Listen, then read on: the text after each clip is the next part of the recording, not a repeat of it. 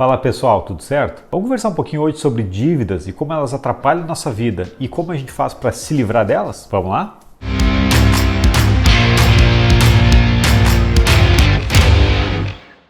E aí pessoal, tudo certo? Para quem não me conhece, meu nome é Juan, eu sou empreendedor, investidor e agora também fundador desse canal. Nesse vídeo eu quero conversar um pouquinho com você sobre dívidas. Isso mesmo, dívidas, financiamentos, nome sujo, registro em órgãos de proteção de crédito e essas coisas. E pessoal, se você está endividado, saiba que isso não é uma exclusividade sua. Segundo a IBC, hoje quase 80% das famílias brasileiras possuem algum tipo de dívida. Isso até não me surpreende, porque aqui no Brasil a gente tem a cultura do financiamento imobiliário, do próprio financiamento de veículos. Então esse número é até esperado.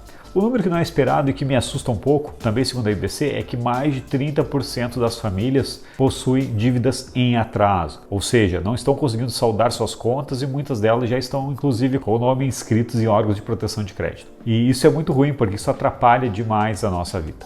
E aproveitando, tá gostando do conteúdo desse canal, tá gostando desse vídeo, já se inscreve, deixa o like e comenta aqui embaixo que assunto você quer ouvir. Eu vou ler todos os comentários e com certeza se tiver assuntos interessantes eu vou fazer vídeos e botar aqui no canal. E pessoal, a gente sabe que aqui no Brasil a gente tem historicamente uma taxa de juros de crédito, na verdade, muito alta, muito acima da própria taxa básica de juros, a própria Selic. Ainda mais nesse momento que a Selic já está alta, as taxas de empréstimo, de crédito, como um todo, desde crédito imobiliário para crédito de veículo ou para próprio crédito direto consumidor, estão muito altas. E a gente tem que cuidar muito nesse sentido também. Uma coisa que eu gosto de bater na tecla é de quando as nossas ações ou quando a nossa própria situação está impactando a economia de fato. A gente tem que perder muito uma coisa que nós brasileiros temos do vitimismo. Uma vez numa conversa, eu escutei uma coisa totalmente absurda. Escutei que a culpa das famílias estarem endividadas é que os bancos são muito gananciosos e cobram juros muito altos. E não, pessoal, não é isso. Aqui a gente entra bem naquela questão de causa e efeito. É o contrário. Aqui no Brasil, os bancos são obrigados a cobrar juros mais altos porque o nosso risco de crédito é muito alto, o risco das pessoas é muito alto. Pensa você emprestaria seu dinheiro por uma taxa bem baixinha, sabendo que a cada 3 pessoas que você emprestar, provavelmente uma não vai lhe pagar? Muito difícil, né? Eu não emprestaria meu dinheiro, não empresto meu dinheiro nesses moldes. Então por que se a gente não faz isso, por que o banco faria? Então a gente tem que entender que o próprio fato das famílias estarem consumindo crédito e não honrando isso, de certa maneira, traz uma instabilidade também para a economia e, consequentemente, um risco maior. E com o risco maior, o banco vai exigir sim um retorno maior para ceder esse crédito. Então a gente tem que ter sempre noção nessa balança. E a gente tem que ter noção que conforme a gente consegue ir evoluindo, se livrando das dívidas, nos tornando melhores pagadores, automaticamente os juros também vão começar a ser mais vantajosos e mais acessíveis para a gente. E pessoal, eu falo isso com autoridade. Eu sempre gosto de dizer que a gente tem que escutar conselhos de pessoas que já vivenciaram e tiveram sucesso naquilo. E eu falo isso com total autoridade. Eu há 10 anos atrás era uma pessoa totalmente descontrolada financeiramente e carregava muitas dívidas. E quando eu digo muitas dívidas, eram muitas mesmo. Eu acredito que no ápice do meu endividamento, eu cheguei a dever quase 100 mil reais. Isso para mim, na época, era muito dinheiro. E esses 100 mil reais eram espalhados devia para 3, 4 bancos e tinha muito cheque sem fundo. Ao mesmo tempo que eu não entendia por que aquilo acontecia, eu ainda me colocava um pouco como vítima, né? Nossa, eu não está dando certo as coisas, é impossível ver que no Brasil com o salário que eu tinha, é gasto com aluguel, é gasto com família, é isso, e com o anseio de atender alguns prazeres, algumas regalias da família, eu acabava fazendo dívidas e não conseguia enxergar. Por quê? Então eu já fui muito endividado. Até que chegou um momento que aquilo realmente começou a me incomodar demais. Sempre me incomodou, mas chegou um momento que ficou quase que inaceitável. Eu devia demais, não tinha crédito em lugar nenhum, não conseguia acesso a nada e aquilo começou a me incomodar de fato. E aí então eu comecei a olhar com bastante atenção e comecei a pensar o seguinte: bom, até esse momento eu me colocava como vítima. Até aquele momento, na verdade, eu era vítima, era impossível viver com aquilo porque o salário era baixo, porque a economia era ruim. Mas eu olhava e pensava, mas tem pessoas que não têm dívidas, vivem com um valor financeiro muito próximo, ou às vezes até menor do que o que eu tinha, e não reclamam e estão conseguindo. Então será que o problema realmente é o sistema todo ou é eu que não estou sabendo lidar, não estou sabendo jogar o jogo? E aí eu comecei a pensar nisso e comecei a refletir. E comecei a tomar uma série de atitudes que mudaram drasticamente a minha situação financeira e me eliminaram totalmente das dívidas. E para provar isso, pessoal, eu vou pedir para o Felipe, o editor, colocar aqui, eu vou gravar no meu celular, que eu julgo que para mim é um grande reconhecimento que sim, a minha estratégia deu certo e hoje eu consigo usufruir de pleno crédito. Que é esse vídeo que está passando aqui do lado agora do meu score do Serasa, que hoje, no máximo de 1000 pontos de score, eu tenho 1000 pontos de score. Então, ou seja, eu sou um exímio pagador de dívidas, digamos assim. E eu quero compartilhar com vocês o que eu fiz para conseguir chegar nesse número e para conseguir realmente me livrar delas. A primeira coisa, pessoal, que a gente tem que fazer quando a gente está endividado é parar tudo e entender o porquê que a gente está endividado. O real motivo de verdade. Como assim o real motivo? Tá, a gente chegou num ponto que a gente tem dívidas, muitas dívidas, muito maiores do que o nosso vencimento mensal, do que o nosso salário, nossa remuneração. E a maioria das pessoas não sabem por quê. Mas eu comprei uma coisa, atrasou, não consegui pagar, fiz o meu carnezinho, aí eu fui lá e refinanciei esse carnezinho, aí aproveitei que a parcela diminuiu e fiz uma outra conta e assim vai a bola de neve ruim, a bola de neve da dívida vai se acumulando. Então a primeira coisa é a gente parar e entender por quê. E quando eu digo entender por quê, não é querer terceirizar essa culpa para o sistema, terceirizar essa culpa porque o juros está alto, terceirizar essa culpa porque você perdeu o emprego, essas coisas do tipo. É sentar, vestir a capa da humildade e entender o que eu estou fazendo de errado que me fez gerar esse montante tão grande de dívidas. E aí olhar para tudo e entender, pessoal, que dificilmente o culpado é o banco, dificilmente não, quase nunca. O culpado é o banco, o culpado é a taxa de juros, o culpado é o cartão de crédito, não. Normalmente essas ferramentas, se bem utilizadas, são nossas amigas. Eu hoje utilizo cartão de crédito para tudo mesmo. Creio que 90% de todos os gastos que eu faço no mês eu uso cartão de crédito. Isso para mim não é mais um problema. Ele começou a não ser mais um problema quando eu entendi que realmente essas ferramentas de crédito, as ferramentas financeiras, elas estão para nos ajudar desde que a gente saiba utilizar elas da maneira correta. Então, a gente tem que parar de terceirizar a culpa e olhar pra gente. Bom, nossa, eu estou endividado porque eu gastei demais no cartão de crédito e os juros do cartão de crédito é muito alto. Tá, mas o erro foi porque eu gastei demais ou porque os juros é muito alto? A gente sempre sabe, todo mundo sabe que o juros do cartão de crédito é alto. Então por que eu gastei demais? Então é começar a olhar para essas coisas. Olhando tudo isso, o próximo passo é você saber exatamente quanto que você precisa no final do mês para saldar suas contas. Mas isso é uma coisa básica, é tão básico, então eu te desafio. Hoje, me diz agora, coloca nos comentários aqui, você sabe ou não sabe hoje, para agora no final de dezembro, quanto você vai precisar ter em conta para pagar todas as suas contas?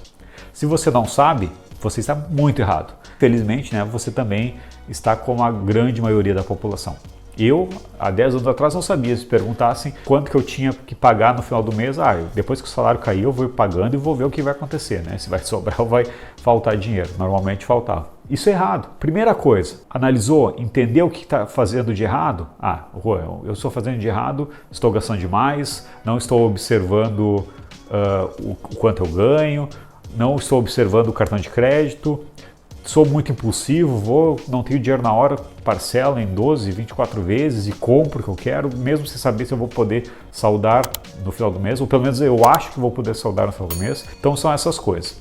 Olhou isso, identificou os erros que quase todas as vezes são nossos, e aí, então a gente pode resolver, senta e faz uma planilha de controle. Então eu sei que eu estou errando nesses pontos. Agora deixa eu ver quanto exatamente eu preciso no mês para saldar minhas dívidas. Aí eu preciso tanto. Por exemplo, eu preciso de R$5.000. E quando eu digo saldar dívidas, não é quitar tudo, tá? É quanto que você precisa no mês para pagar tudo e não ficar nada para o mês que vem. R$5.000.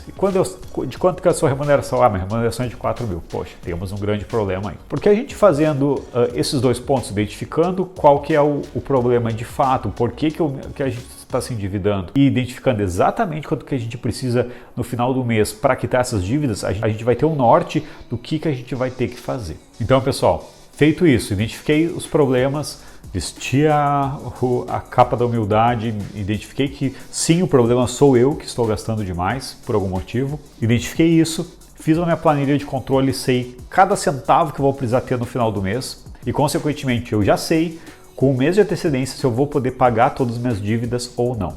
Sabendo disso, a gente vai sentar e olhar essa diferença.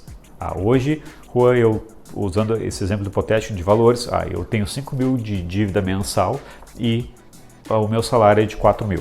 Então eu estou sempre girando e empréstimo em cima de empréstimo, entra cheque especial, sai cheque especial e todas essas coisas. Próximo passo é identificar quais são as nossas dívidas que são mais caras. E por que isso é importante? Porque hoje, devido à praticidade, aí que entra a questão do cartão de crédito, devido à praticidade, a maioria das pessoas vai lá e, preciso de dinheiro para isso, vai lá e saca, às vezes até do cartão de crédito, é pré-aprovado ali, saca.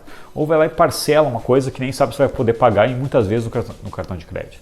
Então é uma dívida extremamente cara. Ou a pessoa já está tão afundada em dívidas que usa o cheque especial todo mês no banco, que já nem é cheque especial, mas a pessoa já considera aquilo como parte do dinheiro, que é também um juros altíssimo, e isso vai girando uma bola de neve, a pessoa nem sabe de onde tirar. Então a primeira coisa é identificar essas dívidas que são mais caras. E o próximo passo é tentar encontrar uma maneira de tornar esses juros mais baratos. E como que a gente faz isso?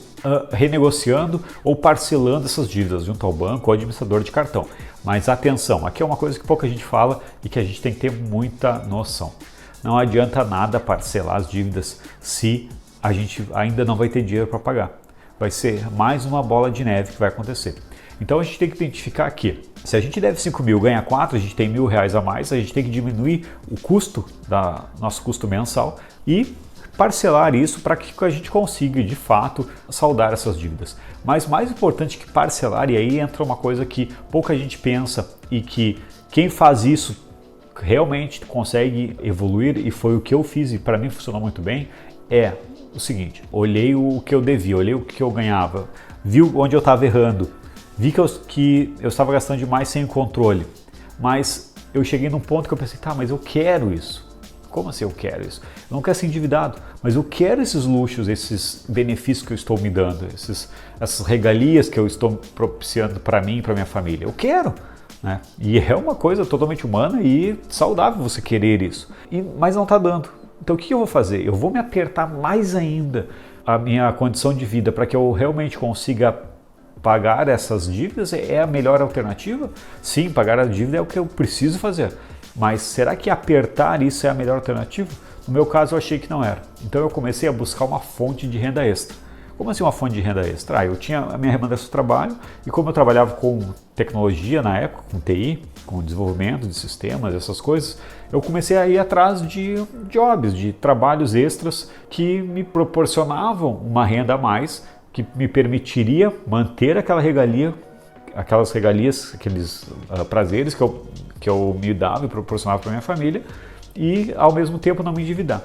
E quando eu foquei nisso, aconteceu uma coisa muito legal. Em pouco tempo eu já estava com 25, 30% a mais de renda só desses meus trabalhos extras, que às vezes eram trabalhos que eu executava no final de semana, em um final de semana só no mês, ou às vezes alguns dias de noite, e isso já me proporcionava com uma escala de trabalho muito menor do que o meu emprego, já me proporcionava 30% a mais na remuneração. E fazendo isso, quando eu descobri isso e comecei a fazer isso diversos meses, começou a acontecer uma coisa bem legal. Sobrava dinheiro no final do mês. Eu já sabia exatamente que eu tinha um descontrole de dívidas, eu sabia exatamente quanto que eu ganhava, eu sabia quanto que eu precisava a mais de valor para quitar essas dívidas.